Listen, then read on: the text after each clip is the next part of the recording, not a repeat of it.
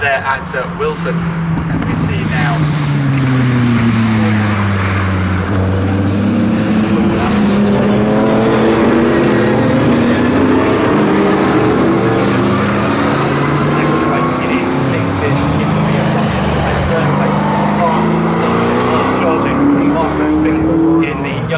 Number 22, they make their way now through the final couple of corners. They still want into Murray's now and towards the centre straight and the start-finish line.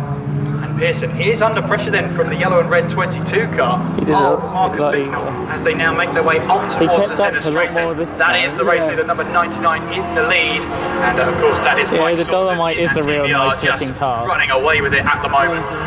Yeah, as you say, the battle for that second place is really interesting. Marcus Bicknell, he's not really snapping his heels enough to actually make a challenge just yet, is he? But he's certainly there, keeping Pearson honest as it stands at the moment. And interestingly, I get the impression that the 96 car of Everson, the red and blue ASCAR, is possibly starting to close back in onto the rear of the yellow and red 22 car, you know. And we saw this in the I mean, it last definitely race. couldn't be because cars evolve over time. Close to each other, but Marcus Bicknell at the moment they're in third place as they make their way now towards the hairpin of Agostini. And Pearson's got to keep his wits about him here. He hasn't had a lot of trouble from drivers behind him. It definitely is a great trying to race. look up the inside, but he's just got to keep that wary eye on the red and yellow car of the number 22, Marcus Bicknell. Yeah, I mean, we saw that not only has Bicknell got an electric start, but he came on really strong, right up until the point where he had his moment exiting. Well, moment or problem, we still don't know what it was, as he exited Wilson in the earlier race. But this time, he's got himself up there at this stage. Everson is closing in on him, you know, and possibly Pearson is getting it cranked up to the point now where he is he's probably starting to move away from that ASCAR and leave them to have their own tour again. Lovely earlier race. Yeah, absolutely. I'm sure there. I reckon so.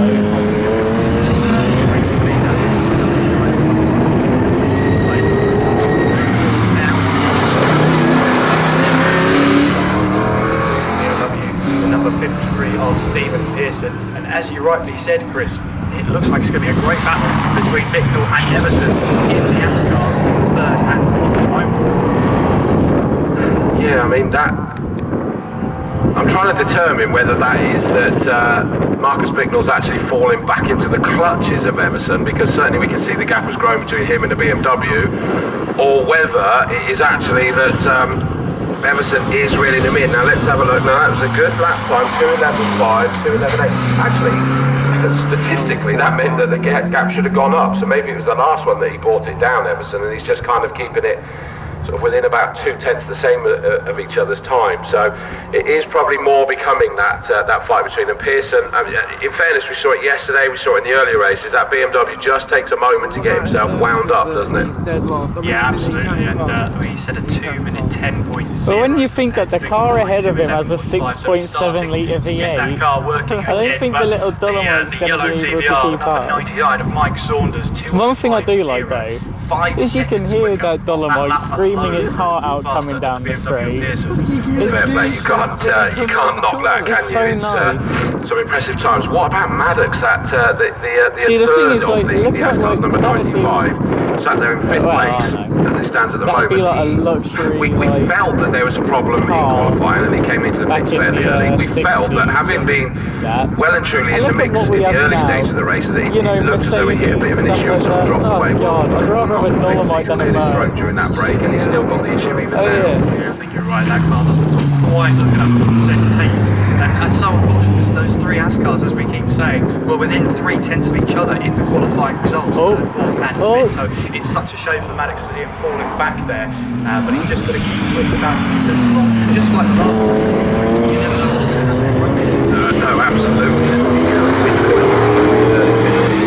Because you remember that at the tail end of that race, which way round was it? Is that it was actually that Maddox came on and managed to get past Everson, didn't he? That's right, it was. That the 95 car, the white and orange car, managed to pass Everson on the exit of Oggie's. The red flag came out, and of course they didn't go back a lap, and so that is as good as that move not happened. So you need to get it done as soon as you can, just in case you have any kind of rollback event. Briefly, then crossing the start of 99 of Saunders, and actually, I have to say, on that last lap, I think Saunders had a little bit of a moment, especially through sector 3, because on that you last like your Mustangs, don't you? yeah, that's 7 seconds that Pearson's close to. I never would have guessed. Was it in the race earlier, or was it in qualifying? We saw that as well, didn't we? That suddenly the Okay, whatever you say. down there. Focus on the race. Sorry. Yeah, we suddenly saw, but we never actually noticed. And that is very off the pace, 95. Lee Maddox, that's the 226 he's got there. So definitely an issue with that 95 car as it stands at the moment. We'll keep an eye on our leader Saunders to see whether that is an ongoing issue, because that was a slower first sector as well, nearly a second slower in that first sector, so I'm not convinced that car is at full chat at the minute, you know. It might not be at full chat, but God, that we've dollar already might seen looks that good. that TBR is 5 seconds a lap quicker than the BMW, so I wonder if he tries to nurse the car I mean, home, maybe if everyone can he get retires, it he at a pace might. and in a delta where Pearson just can't catch him. It's possible, but he wasn't doing that in the first race, was he? Oh, and I just He's noticed, by going the way, that easy, Emerson's isn't he? got I'm past sure he Bignell, could so the rinse everyone 96 if he car, wanted to. that must It's have a been a trial. mistake for Bignell, unless his issues raising its head again. And so the blue and red 96 car is up into third position again, which he managed to get in that first race, but didn't come and collect his trophy. He'll have got it, but he didn't come to the podium, did he? But yeah, so he made that move. And no sooner as Emerson made that move, he's got through. Now,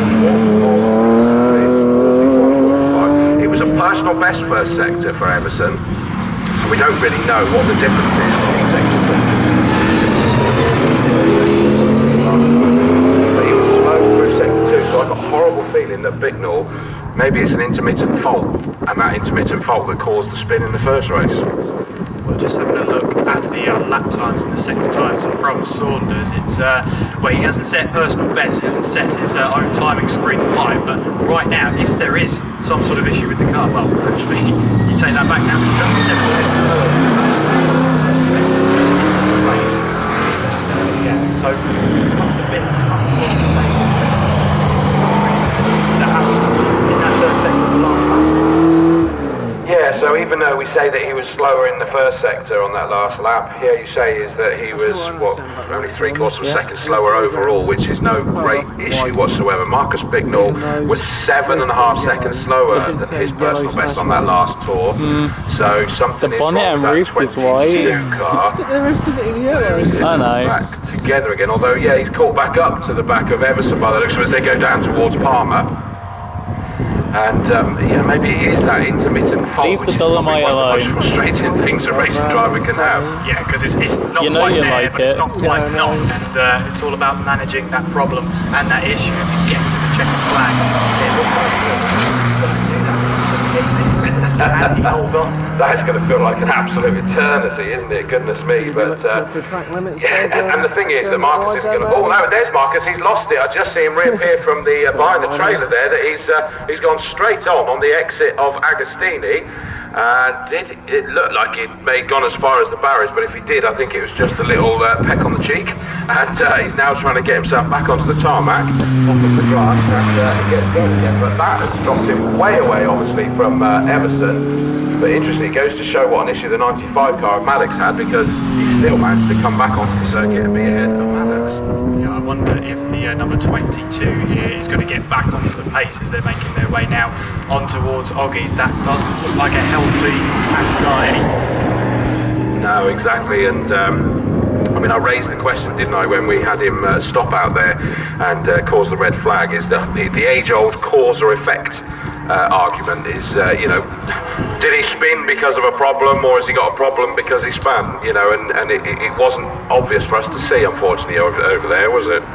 No, not at all, but we'll have to keep an eye on that situation as it develops. Meanwhile then, race leader.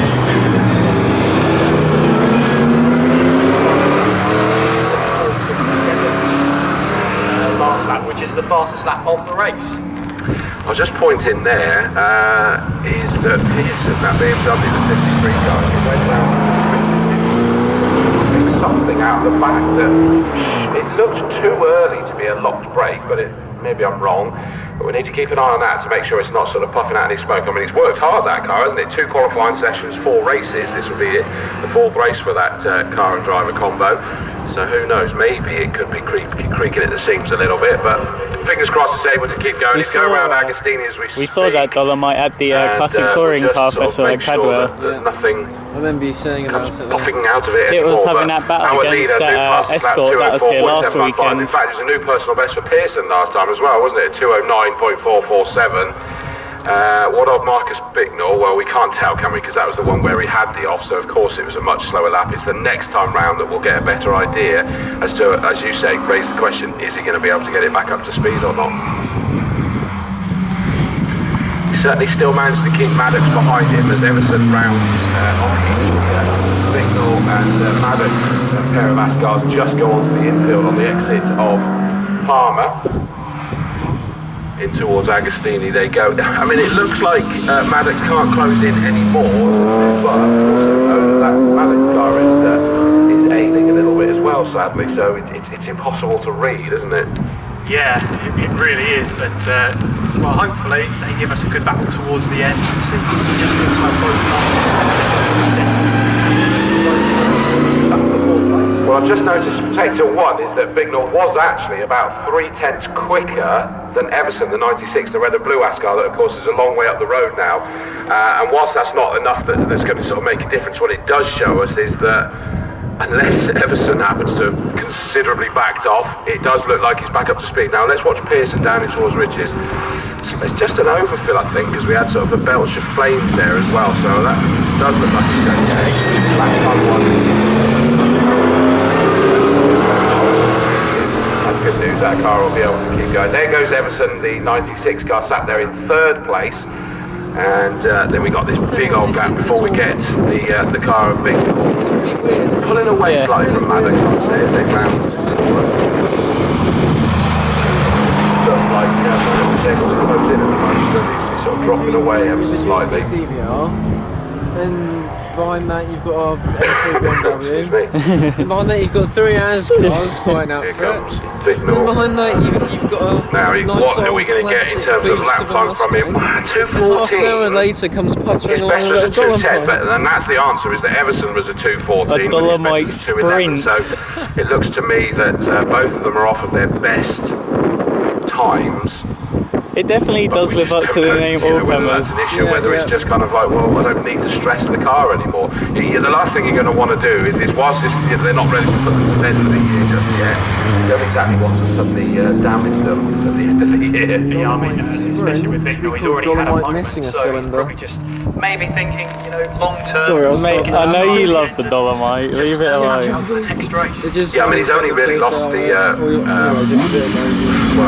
actually, I think he's already past the match at that point, but I know he had been running in that 3rd place, so he's only lost the 1 place. Okay, drops him off the podium, but he's now got to look at it and think, well, Everson's so far up the road now after that moment, I can't catch It just him, belongs so let's keep the racing power its to own drive. kinds, doesn't it? Got to think as well that he's got to be thinking, you know, let's just get some chicken flag this time. Yeah, exactly right. I mean, it's one of those interesting ones though, when you've got the all-comers, it's not thinking about a championship, so But it it's cool to changes the see a psyche variety completely. like this on It's track. like, no, it's all about you don't see this anything race. else like it, do you? No. Like a race like this. You just want to bring it home as best you possibly can. We've got 4 3/4 minutes left to go. 7 laps completed by the lead 2. Saunders has now got that lead up to 19 3/4 seconds over the 53 BMW of Pearson. Dolomite Sprint, so closing in on him, ready to put a lap on him as well, is the 96, the 3rd place running car of Everson, so Steve Everson 96. That's something for 21 seconds down the road from the BMW. When you consider that in the early stages, Bicknell and possibly Everson to some extent were actually challenging Pearson in his BMW. Patience can be your best friend. Some race drivers won't see it as that. They want to get moves done as quickly as possible. But yeah, you're absolutely right. If I'm becoming really rich, man, as we see the I'm number gonna buy 95, loads the number of 22. Mac ones, turn them on to race Mac ones and create a race series the from Mac 95 ones. Maddox moving ahead. What do you think about that, man? Of the Sounds red and yellow good. Yeah. number 22. If I become that rich, you Marcus know. Bignell. So all is still not quite well on that. And Alex did move himself back up to 24th place. Yeah, that was a 2:19 from Marcus Bignell on that Sounds last good, time round. supporting Snetterton. Compared to his best of a 2:10, so If I become it is rich, sort of man, night of the living dead out there, really. And it was a couple of these cars at the end of this season just sort of creaking, making sure they could bring them back. It's a shame because the racing that we had earlier was just absolutely epic between these ASCARS, and we knew it was coming from the qualifying, didn't we? Yeah, absolutely. Some of these drivers might be thinking, you know what, there'll be another race another day. I just want to get this car to the end, and that'll be important for them. They'll be thinking that. Well, I would turn to them saying, possibly not this year, guys, so come on. Pull your socks up, let's get this one going. But it is great seeing the cars out there, putting some lap times here at Snetterton. Absolutely, yeah. And you know, you get some people that won't necessarily have raced around the 300 here at Snetterton, so it's an opportunity to do that. Penultimate lap then for our leader as he makes his way out of Wilson down towards Palmer, as Pearson just makes his way through Rich's on his penultimate lap as well. So it is going to be a 10-lap race as long as we don't get the errant red flag again this time. So fingers crossed that will all be okay. And it will see currently Mick Saunders taking it easy now. He's suddenly dropped that down to 2:08, but Pearson isn't taking it easy. He's still getting to find his standard. 0.89, so that's only 9/10 off of Saunders' last lap. Just nowhere near Saunders' best lap. Unfortunately, yes. You sound like a politician then. Make it sound really good. But yeah, I mean, Saunders is clearly just knowing, especially as I say, is that car had sort of like threatened to be reappearing in the GT Cup again this year, but wasn't able to make it for various reasons. And it's just good to see that he's able to give it some lap time, get it out there, get it running. Where's Maddox? Yeah, he's just going past now, so Maddox is definitely backed off here, the number 95, definitely backed off. Wow, okay, so with so going to be 2 laps left for them. They really are nursing both those cars, sadly, towards the finish.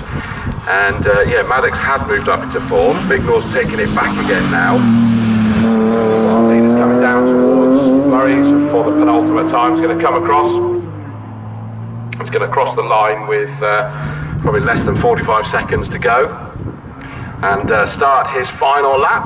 The penultimate race here today for this, I think is the penultimate weekend of racing here at Snetterton for the 2019 season. And across he goes. And again, yeah, he's just sat there in the 209s now compared to his best of 204. So just not overstressing that car. When you see the troubles that some of the other cars in this field are having, as well he might. Yeah, I mean, he's got, what's that, a 20-second lead now, so there's no inclination for him to push now towards the end. I hear the Dolomite. Pearson, on the other hand. Pearson, on the other hand, the other side of the coin, isn't it? He is pushing because he's gone green again, hasn't he? So he's putting in personal best, and he's going to see whether he can do it again on this final lap. I mean, he's not going to be able to close in on Mick Saunders because, as we say, the gap's 20 seconds, but certainly he lapped in a 208.932, whereas Saunders did a 209.575 that last time round. There goes the 3rd place car onto his final lap. It is the 96 car, Steve Everson. So through he goes.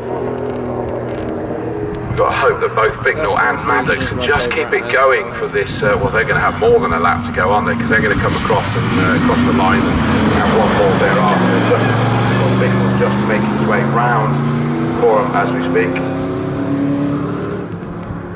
into Murray's there and back on the power, and hopefully he's going to be able to continue through to start his final lap. He is indeed. There comes Maddox sweeping round Coram now again at a fairly significantly reduced rate to that white and orange 95 car standing, but very soon we will see the yellow TVR Cerbera coming back into our eye shot, and he's going to come through to take this to a managed win, I would say is the best thing, because he probably could have stretched that lead even further, but he hasn't needed to, so he hasn't done so. Is he going to get and put a lap on the big Mustang of Martin Reynolds? I don't know whether Reynolds will want him to, because if he doesn't put a lap on him, then he gets another lap. If he does, then he's going to be taking the checkered flag this time. Well, the answer is Reynolds gets to go and do another lap in that big, beautiful Mustang. But the checkered flag falls for the 99 car, arm out the window, as he waves in delight in his triumph. It is the 99 car of Saunders, Luke Saunders, that takes the victory, and that was a very steady lap that time, 2:11. But here comes Pearson. Are we going to see another personal best on this final lap again? Through goes the 53 car, second place again to him, and no, he didn't. That was about a second slower, possibly a little bit more that time round. And third place on the podium that Kieran will go down and do very shortly should go the way of the 96 car, Steve Everson. So it's going to actually be the same podium, hopefully all of them there this time, as we saw last time. But here comes Everson onto the start-finish straight. He's going to come through now to take the checkered flag, and what in the end was a very comfortable third position for him this time. Yeah, it was a much less hectic race for him this time around, wasn't unfortunately, it? So, and I'd imagine he would say unfortunately as well. But at least this time he knows. That's true. Definitely no question about it this time. He knows, so he should be there. If he doesn't, then take it personally. That's what I'm saying. Or take the trophy first. No, but take his absence personally. But where's Bicknell? Here comes Bicknell now in towards Coram, and he's going to come home in fourth position in number 22 car. And hopefully Maddox won't be too far behind him in the 95 car to take the fifth position. Takes the 27 Reynolds, and then seventh is going to be the 86 car of Colin Claxton in the Dolomite Sprite. In fact, he's going to come through and take it very shortly. There's